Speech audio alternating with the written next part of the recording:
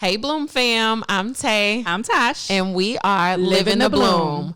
We are excited to talk to you today about one of the topics that we find to be most interesting and helpful to us as women, and it's been really beneficial to us, and that is our financial trading journey. Yes.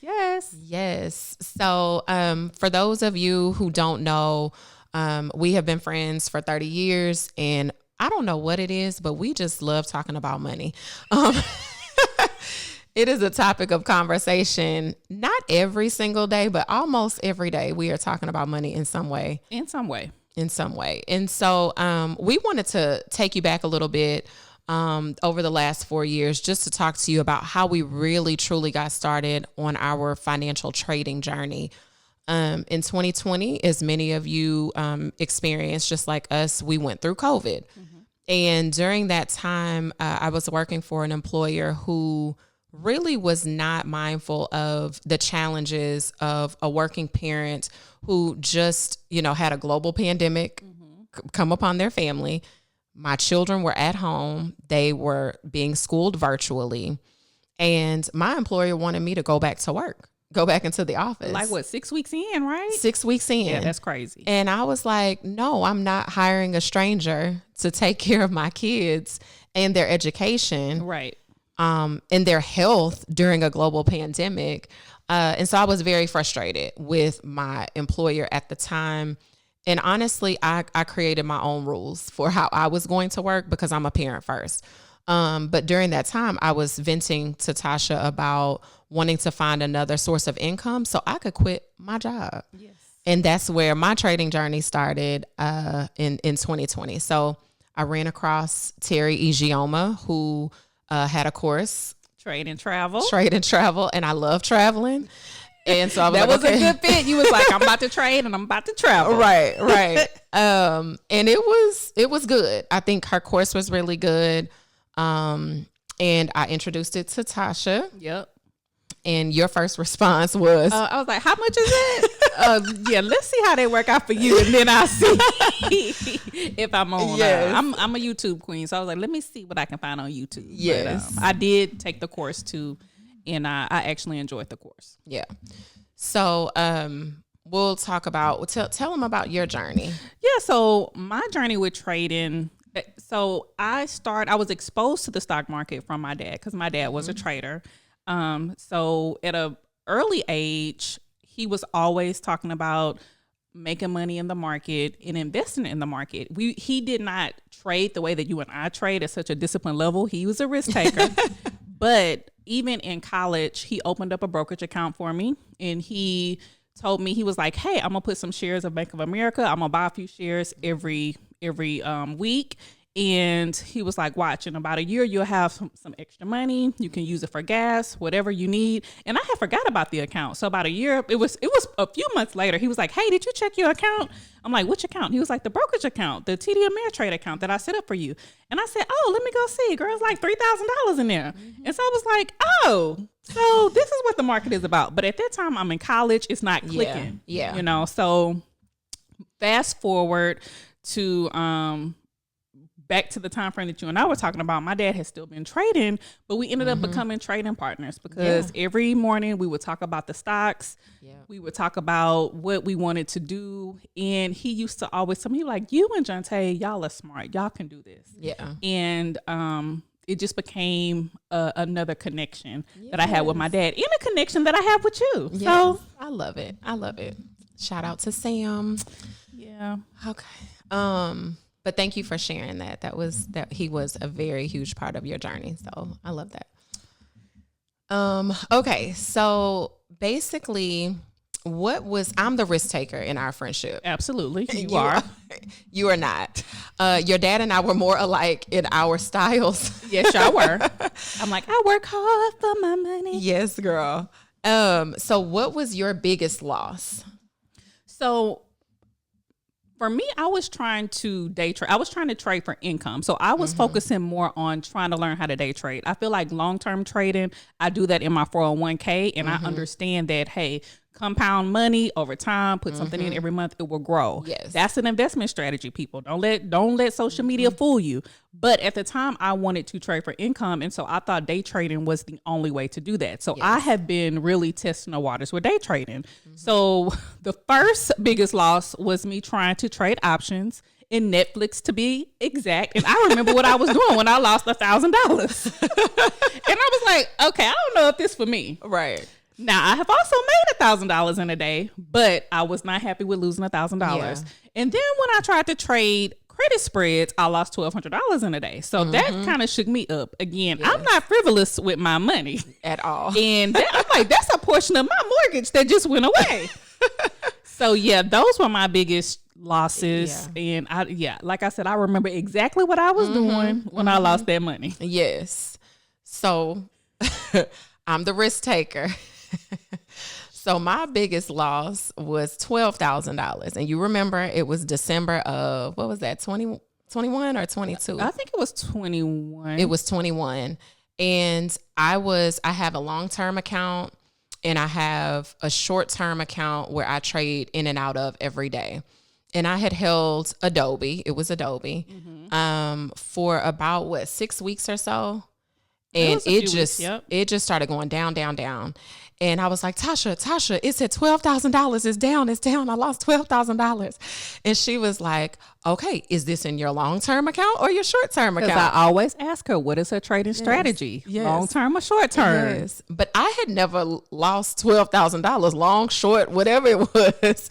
And I was like, I gotta stop. It's going to go down. She was like, it will go up later on. Well, I sold it at a loss. Now, what happened? That $200-something stock is up to like $500 something dollars. Just a few years later, I looked a few months, probably about 6 months after that, I would have made a killing. But that's okay. It's lesson learned. Lesson learned, part of the journey. Yes.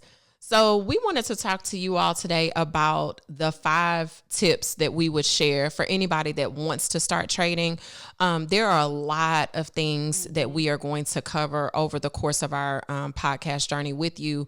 So this is just a snippet. We're not going to go into details about what a stock is and how to buy stock and how to sell and do all of that. That will come later. But today we're going to talk about the 5 tips that we wish we had known before we started our journey. Right. Okay. All right, boo. What's number 1? All right, number 1. Income replacement is not automatic. Not in the short term. That is a myth. In 2020, when we started our trading journey officially, there were a lot of people that were like, oh, let's day trading, Forex. Everybody was I'm making $10,000 a day. All that. And you will get it in your head that, oh, you can just quit your job and that's going to be your money and it's going to replace your income and you will be set, solid, golden. Don't you take that money and try to flip it in the stock market. You'll be crying. It'll be flipped all right, upside down. And so I think that was one of the things that I went into it thinking, I want to replace my income. I want to quit this job. And that is just not realistic. It can happen. But what people fail to realize is that trading is a very technical activity. It's a skill set. It requires a lot of discipline. It requires a lot of time and dedication to really understanding how the market works, how stocks move, what your risk tolerance is going to be. Yes, I have made, just this week, I made $6,800 on a trade in a day. I made that on, what was that? It was Eli Lilly. Yeah. And on that same trade, I made $200. But guess what? I'm happy with that because my risk was a lot lower than hers. Yes, it was. It was. But I don't make $6,800 on every trade. Matter of fact, I've only made $6,000 something on an Amazon trade, but that was like 2 years ago. So it is not just, yes, every day, every week, that is how much money I'm making. And it's something that we talk about and do on a regular basis. So yeah. What I will say is what is feasible, what is realistic is making $50 to $200 a day. Right. That is very realistic. And that's not chump change, especially if you do it consistently. Right. Right. So like Jonte was saying, you'll see all of these people talking about they making millions of dollars and they trade full time, and don't go for the hype. Yes, don't go for the hype. Number 2, trading is emotional. It's very emotional. Yeah, our emotions are tied to money. Right. You know, again, I always say I work hard for my money and I don't want to lose my money. Do not trade with money that you cannot afford to lose. At the end of the day, Jonte and I will really take the same trades a lot of the time, and she's trading with more, and I'm okay with that because for me, it's like I'm trading with what I'm comfortable with losing. Right. And the other piece to that is I want to make sure that my system is on point before I scale up. So we'll talk about that more later. But trading is a very, very emotional. The market, really, the best time to buy is when the market is down. Right. And then it's like, is it going to keep dropping? Right. But that's the best time to get in a trade. Right. And then when it's up, you're like, oh, I'm making money. And then you need to be taking your money. And you need to take your money because they will take your money right back. Right. And so it's like when it's up, you're thinking it's going to keep going up. Yeah. And no. That's not always how it is. It's highs and lows, but if you're trading the right size amount, that takes the emotion out of it. Yeah, I agree. That helps me. Yeah.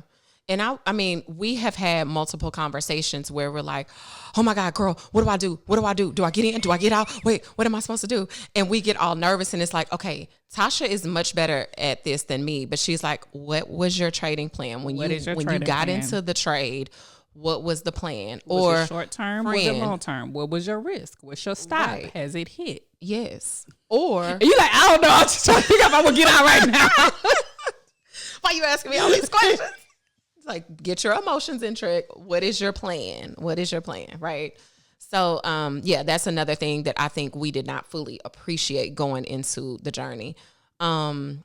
And one of the things I remember was I was sitting with my niece, the very first trade that I ever made. And I press click, bought my shares. And she said, but Amy, you didn't even do the analysis for it. And I said, I know. And I was like, I'm just excited. Like, yes. And I lost my money. So you got to be really careful about managing your emotions and not getting into something or trying to get out of something when you have not thoroughly thought it through. Right. Okay. So the third one is FOMO. Social media will have you out here thinking that people are making a lot of money, that they are living their very best lives, that they are doing all the things, and you are scared that you're missing out on the next best thing. You're missing out on trading. You're missing out on going to that new restaurant. You're missing out on making all this money. Yes. But don't chase money and don't chase men. Yes, girl. At least in the stock market, don't chase money. Right. What goes up will come down. It will come down, just like an elevator. It goes up, it comes back down. So if you missed it, you missed it. That is okay. It will come back. It may come back in 2 months. It may come back in 8 months. Some of the stuff, it takes 2 years to come back to that, to the level where you should really load the boat and put all your money into it. And it's going to be a great reward. So don't be scared that you are going to miss out on something, because that's just not the case. It's not the case. There's always an opportunity in the market. Absolutely. Somewhere with some stock. You just got to find it. And number 4, one size does not fit all. And we talked about that a little bit, right? Jonte and I, we trade every day. We talk about our trades. And the trading size is different in a lot of those cases. Yeah. And that's okay. You trade to your budget. You only trade what you can afford to lose, right? Especially if you are income trading. Now, if you are passive trading, putting money into a long-term account every month, that's different from what we're talking about, right? Yeah. If you are trading for income the way that Jonte and I are trying to do, which is either, day trading or swing trading, then you really need to trade accordingly. It's okay to trade on a smaller scale until you figure out a good system. It's nothing wrong with making $25, $50 a day, even, $50 a week. Yeah. Get your system intact. Everyone trades differently. Everyone has a different edge, right? And even though Jonte and I will chart the same, we trade differently. We have different edges. We see things a little different. Our entries are different. Our exits are different. So Make sure you have your trading plan together and your edge together, and it could be different. You can't follow people from YouTube. You can't expect to follow Jonte and I. You have to trade on your own, and you have to do your own analysis. So one size does not fit all when it comes to trading. Yeah. Agree. Number 5. Number 5, preparation is key. Yes, it is. With anything that you are jumping into, especially when your money is involved, it is really, really important for you to have a plan. So what we typically do, and we did this consistently for a while, was every Sunday we would sit down. I would say, Tasha, you look at Amazon and Netflix and Meta, and I will look at Eli Lilly and Shopify and, whatever the other stock is that we wanted to look at for the week. And we would go in and we would look and see, what does the chart say? What does it say? Is this a good time to buy or is it not? And we would say, okay, well, let's wait until this entry point. Let's wait until that stock hits $100.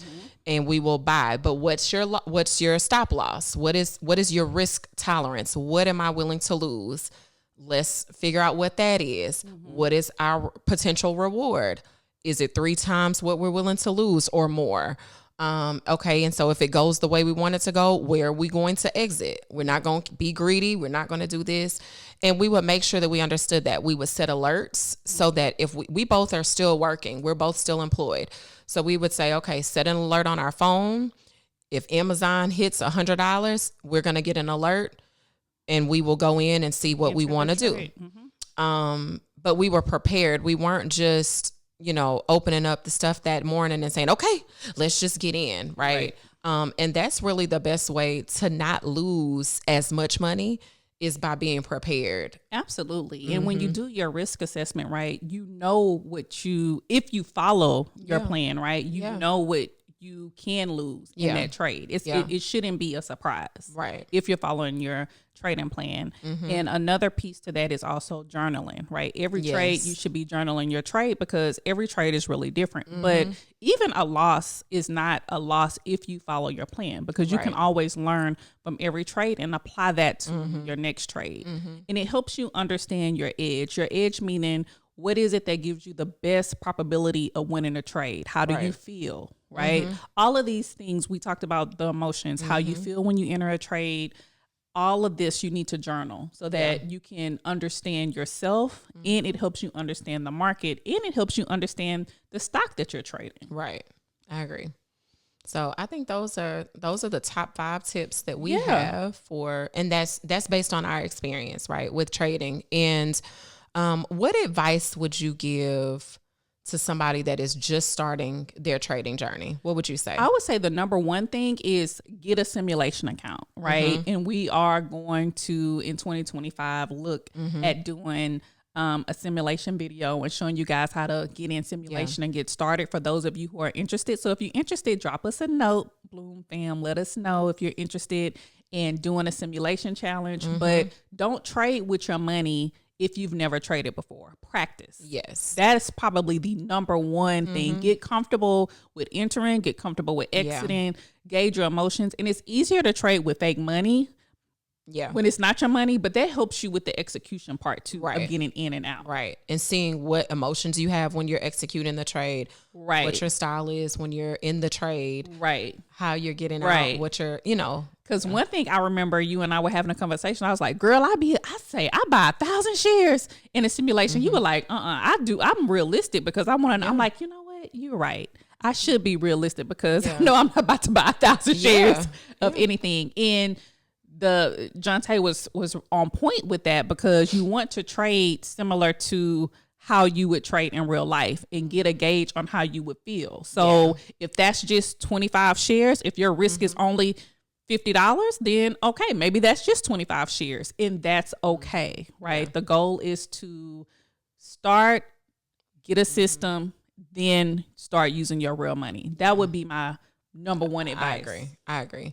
And I would say just do research, right? I think it's really important to figure out which brokerage you want to use. There are different platforms that you can use.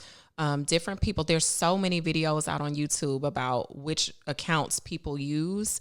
And so figure out which account just even visually for you looks like it's easiest to use. Right. But we will be sharing more information just about how to get into that, about journaling trades, about how to chart your trades, and just more details are coming soon. Yeah. So if you have any questions, let us know in the comments. If there are other topics on trading that you're interested in, let us know also. Yep. Those are the 5 things we wish we knew before we started trading. Yes. All right, Bloom All right, Bloom fam. Have a good one.